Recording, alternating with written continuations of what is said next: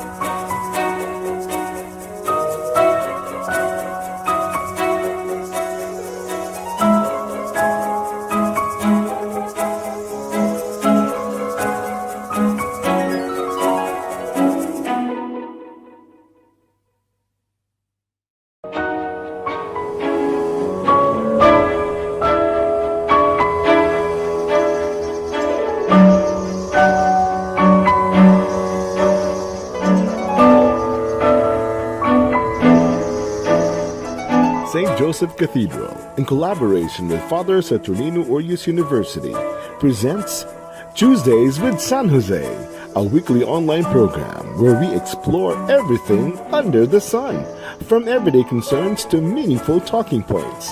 Join us as we share stories and reflections around and within our community.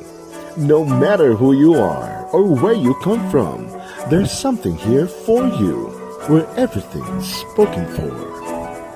And here are your hosts. There's an old saying that goes, "The best and finest wines are always served last." In life's journey, this privilege is reserved for those who have weathered many storms and countless challenges. This rings true especially for those who have dedicated their entire lives in service to God and His people. Our guests today have truly served the finest wine for us. As members of the Missionary Sisters of Mary, they are well respected and known in the community. As consecrated persons, their life and mission bears testament to the growth of our local church in Butuan and abroad. Hi mga igsoon, this is Father Glenn Abamonga, Parish Vicar at St. Joseph Cathedral. Maayong adlaw sa tanan natong mga viewers. My name is Nova Lourdes Mancao Ramirez. Welcome to Tuesdays with San Jose, your weekly online tambayan where faith is alive, every story is precious, and every Tuesday we journey with San Jose. Mayong hapon at Tinov, so grabe Mayong no? hapon, Father. Nag-episode 7 na kita karon. Grabe, So, how time flies when you're paspas having kayo, fun. oh. Yeah, when we started. And thank you sa atong mga viewers nga kanunay Yes. nag-uban ka nato. Since episode 1, agad balik-balik ka pa salamat no, from day 1 until episode 7. So your support and your accompaniment have made our Tuesdays more meaningful, more lively, and our community more vibrant. Yes, that's true. So siguro mag-shoutout natin. Shoutout sa ato ng mga taga-cathedral, St. Joseph Cathedral, dahil sa Hello. San itong mga parokyano. And Yes. special shoutout po kang Ma'am Suzette and the FSUU faculty, admin, and staff who are now in their institutional retreat dito sa Mantangales, sa Balingwan. So, So, sana hi all. ma'am, yan po may Hi, kapil. ma'am. Yan po may ninyong kapilya. Yes, ma'am. And also, we'd like to shout out with our co-host, si Shaila Yes. Sanchez, who's recovering right now. Oh. So, Shaila, get well soon and Get hope well to soon, sister. have you back diri sa atong show. Yes, we miss you, Shaila. Napakailan ni shout out in Obs.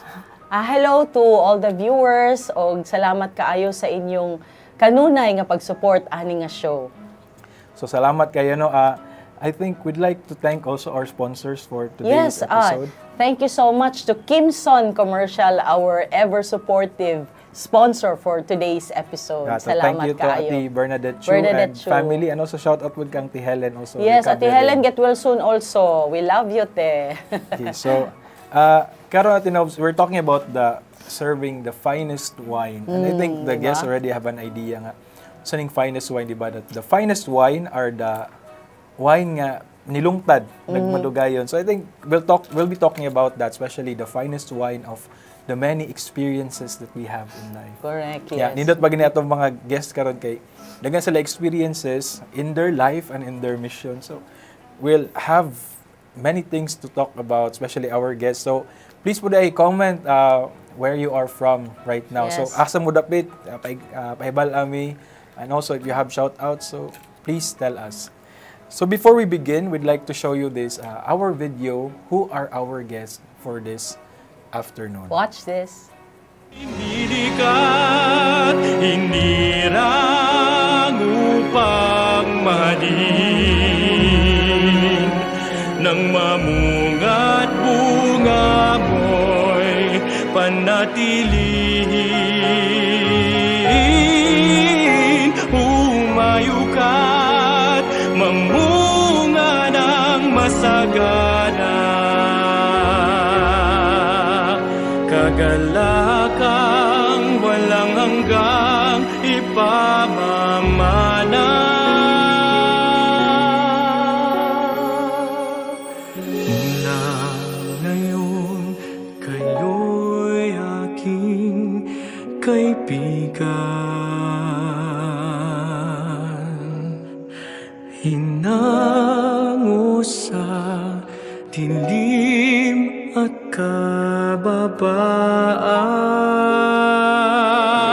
kapayapaan. Ang kaibigay mag-aalay ng sarili niyang buhay. Walang hihigit sa yaring pag-aalay.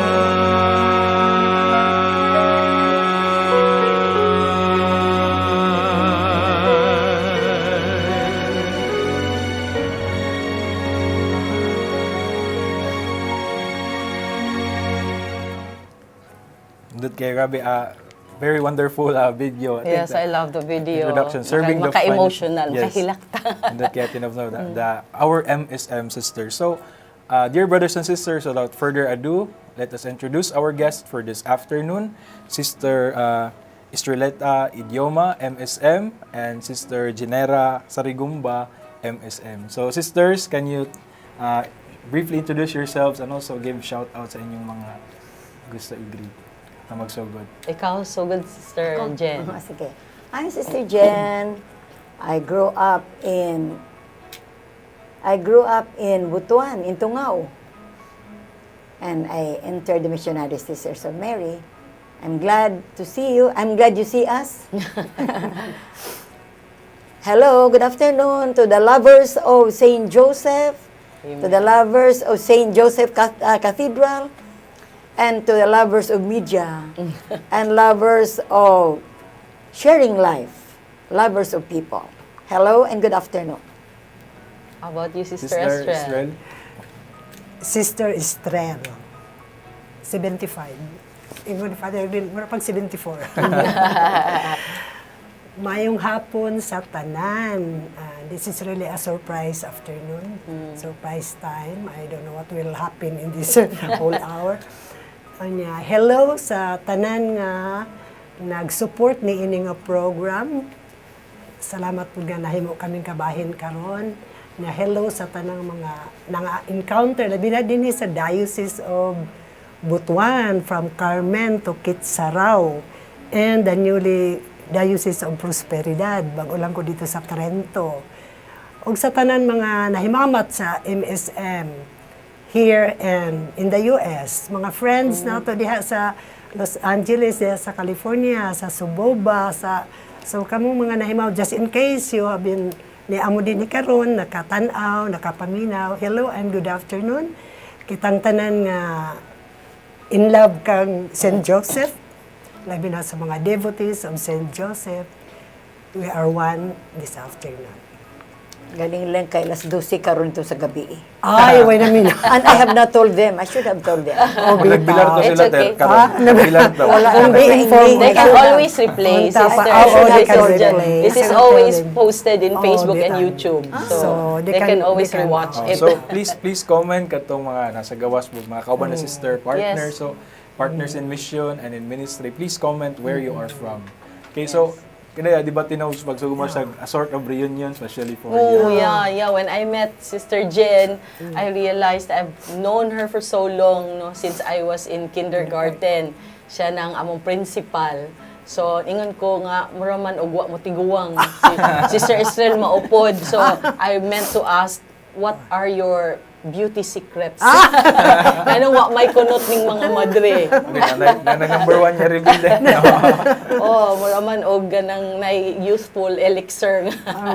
Because You we always drank look the finest wine. Ah, Oh, wow. And Perfect answer. serve to the people this finest wine also. Oh, And the joy we which give to is them comes the body back and to blood me. of the Lord. Oh. finest Hallelujah. wine ha, makita na mga igsoon nato finest wine na. Dagay finest wine especially sa misa. Oh, The best wine that we have. That's why mo simbag yun di ay. Pari rin makainom. Ang Ginoo gyud di ay ang atong secret. Finest. So I think, sister, ganina nag-introduce mo, and many of our viewers, many of our friends here are familiar with the MSM, especially no, makauban ninyo sila, makitaan, bisag asa sa syudad nga, itong ugbelo niya na ay puti nga sanina o blue nga sayal. But can you also give us, for the benefit of our guests nga, nakabalo na o gatumawa pa nakabalo, who are the MSM sisters? Pagpaila-ila sa life, brief life and mission of our missionary sisters of Mary. I think we can ask una Sister Jen as the new congregational moderator. I remember this morning, the homily of Father Darwin Darwin. Pagal. Darwin Pagal. Identity. because the reading was on the light and the Salt salt of the earth. And it said, there is always a reason for existence.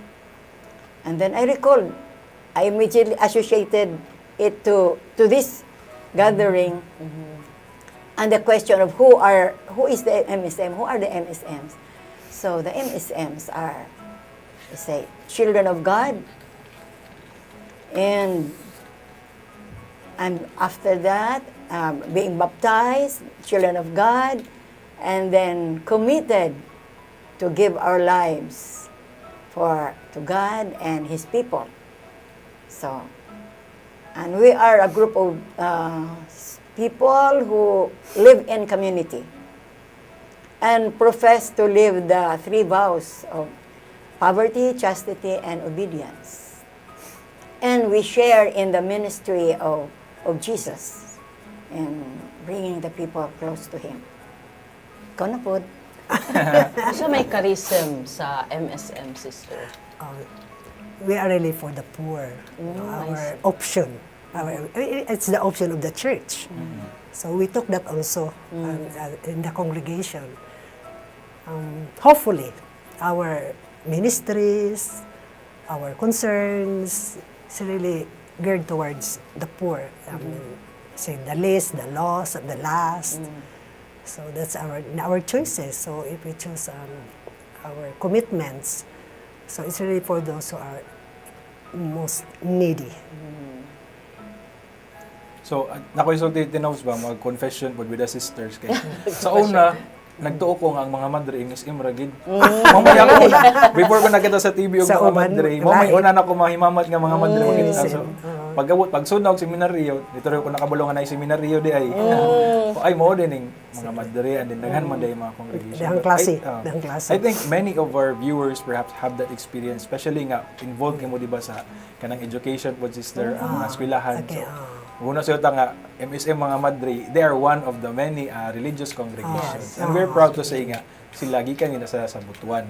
Local. Yes, and also, I'm very proud The because I'm a UCSM. product of the MSM sisters. Because I studied in Sacred Heart. And I remember only good memories. And my foundation was so solid in terms of spiritual living and my spiritual habits. Because when I was studying there, naamagyoy misa, naagyoy devotions, naagyoy rosary, nagsunod yun ta sa traditions of the church. So, I also thought like Father nga, everybody is like that. Murag, every school is like this. And then, nakita na ko si Sister Jen gyud sa una nga, abi na ko giant siya, kay gamay pa man ko, no? Si Sister Jen giant. Karon gabi man di ka cute. Ikaw na giant. Oh, ako na ang giant. No? Spiritual giant, this is Spiritual giant. But, you know, the heart is still the same. The beauty is still the same from the inside and out. So, I'm so happy and proud